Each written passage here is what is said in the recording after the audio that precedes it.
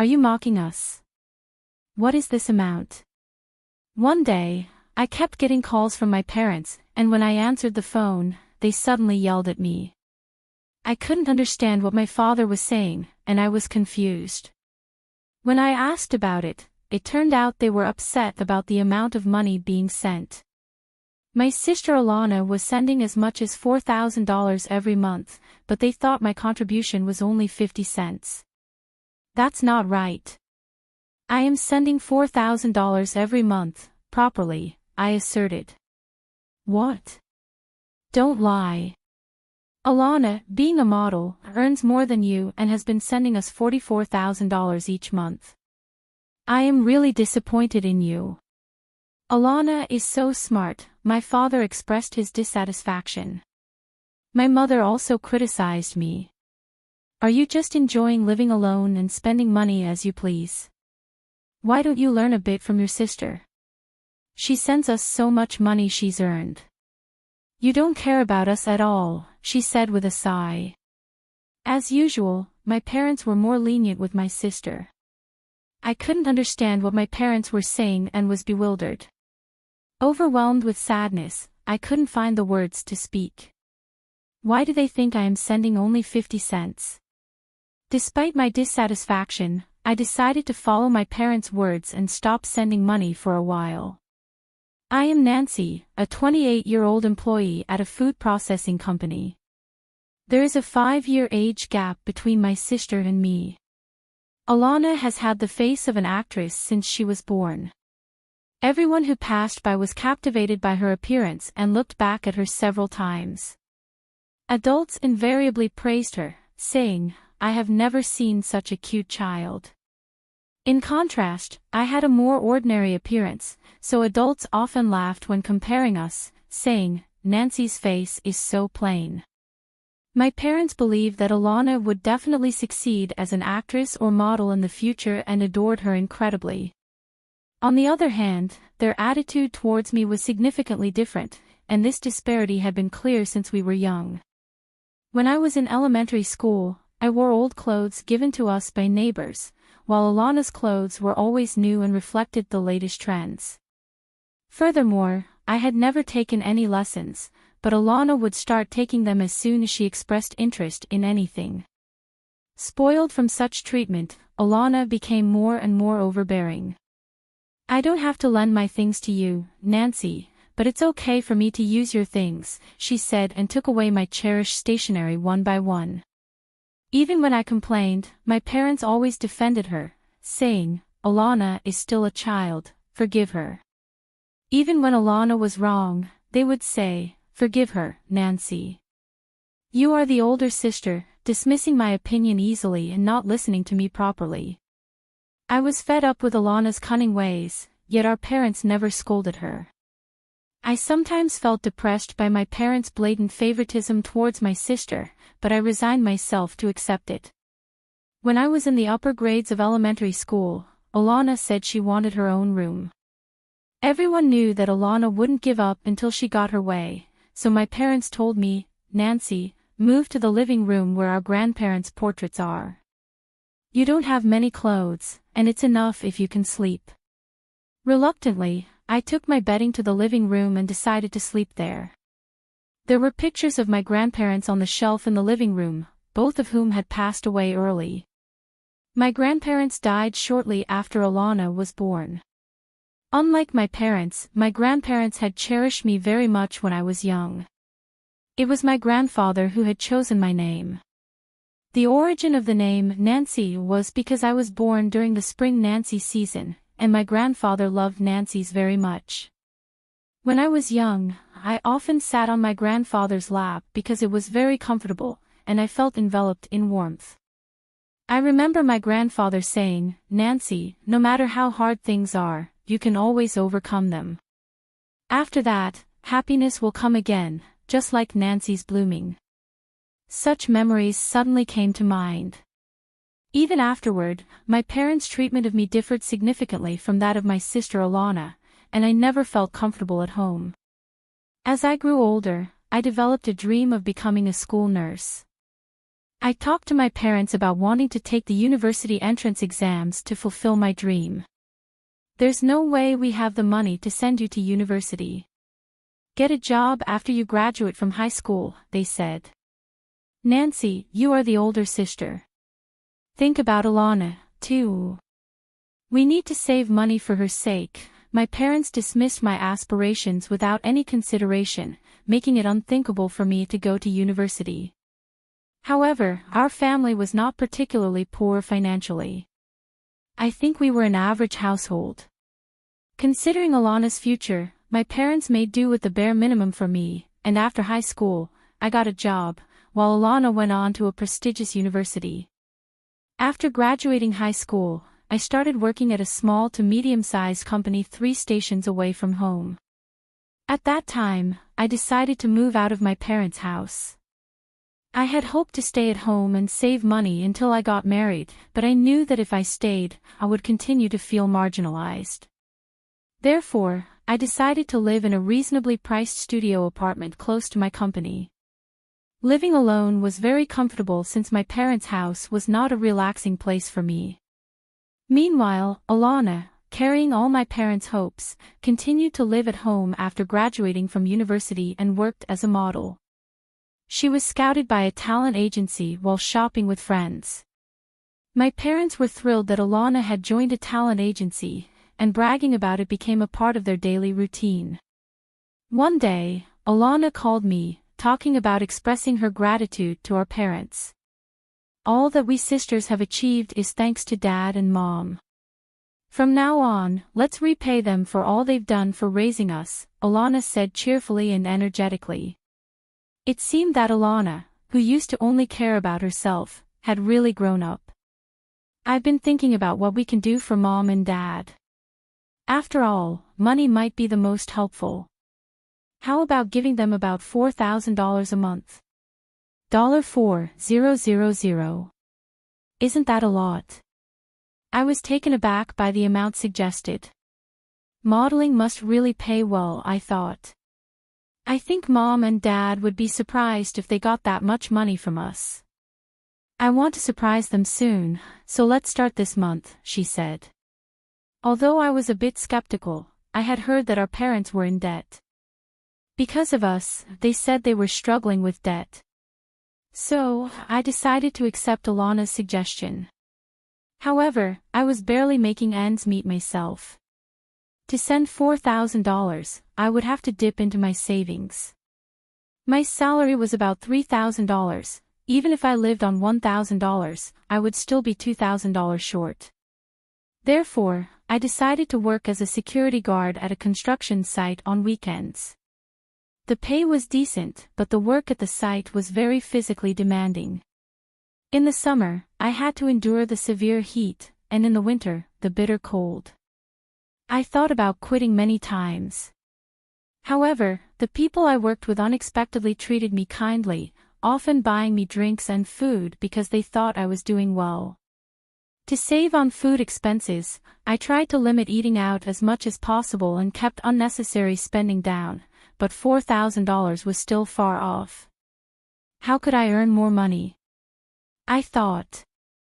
All right, let's get a certification. After much thought, I devoted myself to studying for a certification, sparing no time for sleep. Days of being chased by work and studies hurried by. At that time, I received a call from my parents. Busy as I was, I couldn't answer right away, and they left several missed calls. Sorry, I couldn't pick up the phone sooner. Did something happen? I asked when I finally answered. The first words that hit me were, "You are horrible. What do you think of us?" I could hear my father's angry voice on the other end of the phone. Behind him, I could also hear my mother agreeing, saying, "Really?" I had no idea why they were so angry. Are you mocking us? What is this amount? What do you mean? Are you talking about the money I send? I was confused and couldn't understand what they wanted to say. Do you know how much Alana is sending? $4,000. And you send just 50 cents. Are you mocking us? my father's shout echoed. That's impossible. I am sending $4,000 every month properly. I asserted strongly, surprised by my father's words. What? Don't lie. Alana earns more than you from her modeling work, so she's the one sending us $4,000 every month. I'm really disappointed in you. Alana is so smart, my father expressed his dissatisfaction. My mother also criticized me. Are you just enjoying living alone and spending money as you please? Why don't you learn a bit from your sister? She sends us so much money she's earned. You don't care about us at all, she said with a sigh. What's going on? I couldn't understand what my parents were saying and was just confused. Overwhelmed with sadness, I couldn't say anything more. Previously, Alana had suggested, since it's from both of us, let's keep it a secret and use the name Rainbow when we send the money. At that time, I didn't know that Alana's stage name was Rain. It turned out that the name used for sending 50 cents was under my name, Nancy. My parents believed that Alana was the one depositing $4,000, and before I could explain, they yelled, "We don't need such a mocking amount of 50 cents from you," and hung up the phone. I felt very bitter towards Alana for setting me up. That day, I couldn't sleep at all and felt complex emotions. I was wondering whether I should continue sending money in this situation, so I decided to talk to my high school friend, Nina, who works at a consulting firm. Nina was very capable at her job and has always been reliable and justice-minded since high school. She is very trustworthy because she gives frank opinions when consulted. Fortunately, her workplace was nearby, and we were able to talk over lunch during our break. I was surprised when you said you needed to talk all of a sudden. What happened? She asked, staring at my face. I want to talk about something concerning my family, I began, telling her about the recent events. After listening to my story while nodding, Nina asked me, "Are your parents really struggling with money? Aren't they still in their 50s? She was also astonished by the amount of $4,000. It seems they have debts. It's money spent on us, and my sister Alana suggested that we send money to our parents to show our gratitude. Nina looked surprised and comforted me, saying, "You say it's money spent on both of you, but you didn't even go to university, right? Isn't it mostly money spent on Alana? And isn't your dad working too? There's no need to send $4,000. It's unimaginable that they suddenly need $4,000 when they have been living fine so far. If they say your contribution is just 50 cents, why not stop the payments like your parents suggested?" I agreed with Nina's advice. "You're too kind, Nancy. You shouldn't let yourself be pushed around," Nina's words resonated with me. What am I to my family? I thought. I should never just do as my family says, I reminded myself. 2 months later, my phone wouldn't stop ringing from the morning. Thinking it was too persistent, I answered, and Alana was angry. "Why haven't you been answering the phone all morning? And why did you stop sending money on your own? What were you thinking?" Alana shouted, her anger apparent. "I'm already overwhelmed with my own life. I was told that our parents were struggling because suddenly there was no $4,000 coming in," I replied. But I knew that the $4,000 was turning into Alana's pride and our parents' wasteful spending. Actually, Nina and a friend of Alana's were acquaintances, and I had heard this from Nina. She has a wide network and had been asking around for my sake. I always suspected there was something off. I also heard that Alana spends quite a bit on clothes and cosmetics. Alana has been telling her friends, "My big sister is my source of funds, so I rely on her money." Lately, I've been struggling because I don't have money from my sister. I might have to cut back on facials and cosmetics for a while, I thought. Then, I found out that my mother was buying luxury brands, and my father wasn't going to work but gambling instead. It felt ridiculous to support my parents' and sister's wasteful lives with my hard-earned money. Do you think I don't know? Dad is working, so my money isn't needed, right? I declared. A week passed. I've heard everything now, I thought, as my parents came to me. The $4,000 payments had stopped, and it seems Alana had finally told them the truth when they called her. She said, "I can't afford such money," and apparently revealed the truth through tears. Alana had been telling our parents that she was earning a high income as a model, but in reality, she wasn't making any money at all and was actually a burden to the agency. She only worked as a model occasionally. Though cute, she had no talent in singing or dancing and nothing particularly outstanding, which made it difficult for her to succeed in the entertainment industry. Her jobs were low-paying, such as modeling for inexpensive online shopping catalogs. This came to be known by our parents, who were furious. "We've been strict with Alana.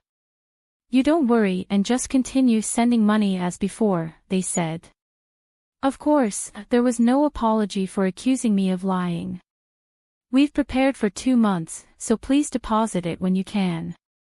You are reliable, after all. My parents brazenly demanded the 2 months of payments I had stopped. Their greed knew no boundaries. I remembered that Alana once mentioned something about debt. I heard from Alana that there was some debt. Is that true? I asked, something I had been wondering about for a while. Debt? There's no way. We covered the tuition with your grandparents' inheritance, my father boldly stated. So, Alana's claims about our parents having debt and needing money were false. "We just need a bit more for shopping since your father's salary isn't enough," my mother added nonchalantly. It was clear that my parents had enough money for their lifestyle, and they didn't really need mine. Father's income should be enough. Besides, why doesn't Alana get a full-time job somewhere? I suggested firmly. My father retorted, "Is that how you talk to your own parents? I didn't raise a daughter to act like this." My mother followed, "We don't need a daughter like you." My parents looked displeased. "If you're going to be like that, we'll just use the savings your grandfather left for you. You're no longer part of this family." Shockingly, my parents said they would use the money my grandfather had left for me. "Do as you like, but from now on, don't contact me again," I replied, feeling a strange sense of relief mixed with sorrow. I thought about how I didn't want to be treated conveniently by my parents and Alana anymore. When the two of them left, tears spilled out. What was my existence to my family? 2 months passed, and suddenly the doorbell rang. There were my parents and Alana at the door. I thought I would never see them again, but I reluctantly opened the door. I was puzzled by the poor appearance of my parents and Alana, and they, too, were surprised by my appearance. "What's with that look?" my parents and Alana asked with puzzled faces.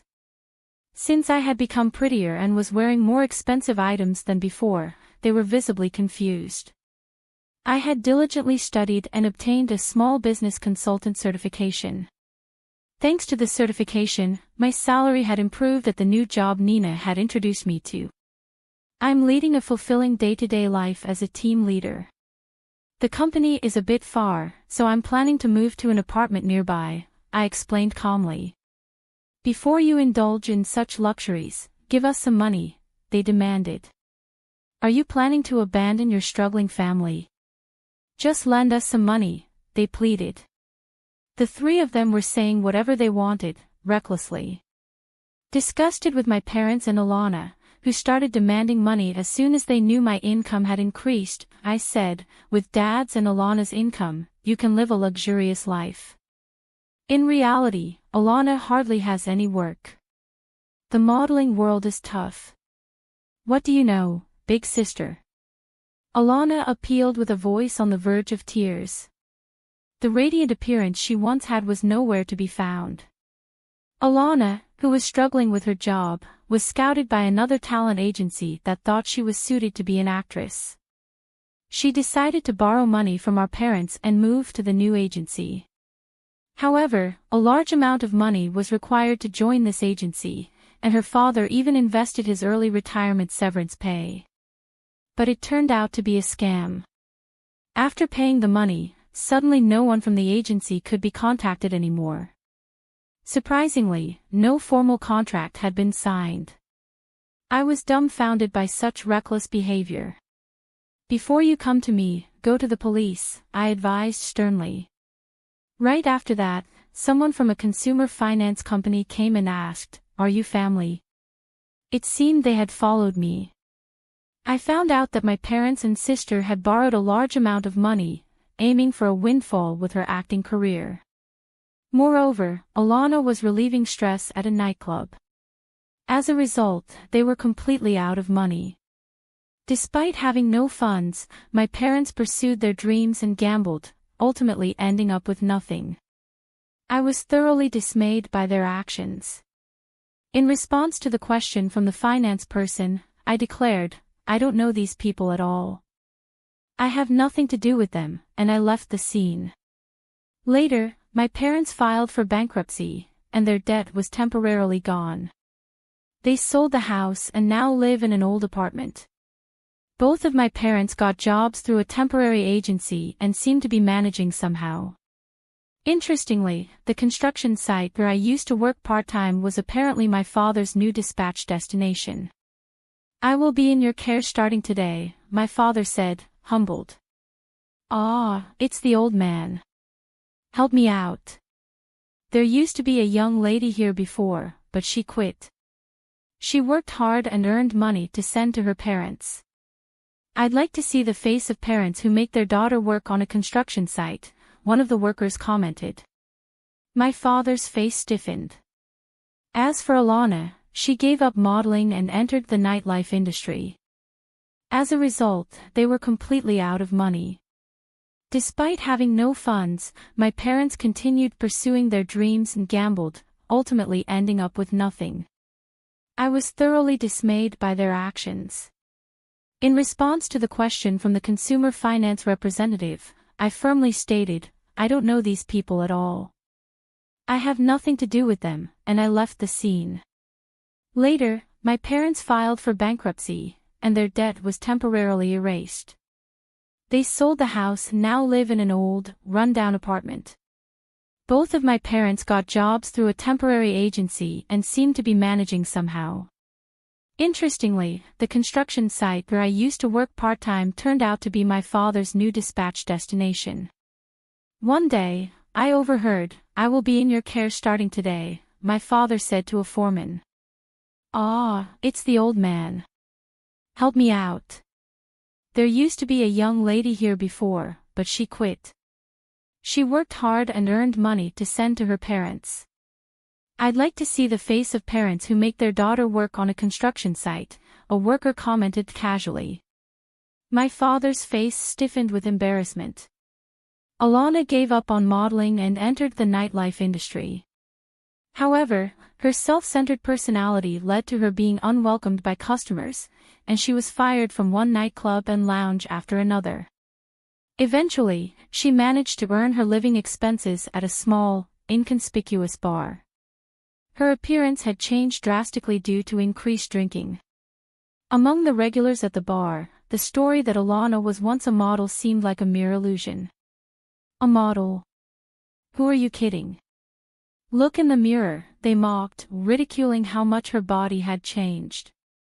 "I have cut ties with my parents and sister, and I am finally enjoying my life. 5 years have passed since then, and I found myself attending Emily's wedding. The wedding was held in a beautiful chapel in Miami, overlooking the sea. In front of me, the blue sea and sky stretched out endlessly, creating an atmosphere filled with a sense of openness and serenity. Next to Nina, her husband stood smiling with a solid build. A new life was growing between them. Nina, who had seemed to have been solely focusing on her career for so long, had been dating a colleague in secret. "I achieve everything I want on my own. I discard what I don't need quickly. Nancy, you should also face your feelings, Nina said, her smile shining brighter than ever. Her husband, standing beside her, also laughed jokingly. Don't throw me away, okay? I'm really grateful to you, Nina. Be happy, I responded with the biggest smile I could muster. Nina's wedding was a special day for her, the woman who gave me the courage to find my freedom, so I wholeheartedly celebrated with gratitude. As the wedding was drawing to a close, a man appeared at the venue, breathing heavily. Apparently, he was a friend of both the bride and groom. Emily introduced him. This is Nicholas, but we all call him Nick. He was tall, well-built, and had a very charming smile when he laughed. Apparently, he runs an architectural firm as the representative. I wanted to introduce Nick to you, Nancy. Your personalities are almost the same, aren't they? Nina said, laughing at her own joke. Finding Nina's laughter amusing, both Nick and I ended up laughing together. Afterward, Nick and I hit it off in conversation and decided to go out for a meal together. I feel like Nancy's are blooming inside me, I thought happily. From now on, I plan to enjoy both work and love and live life to the fullest. Grandpa, please keep watching over me from the sky. I'll make sure to blossom fully.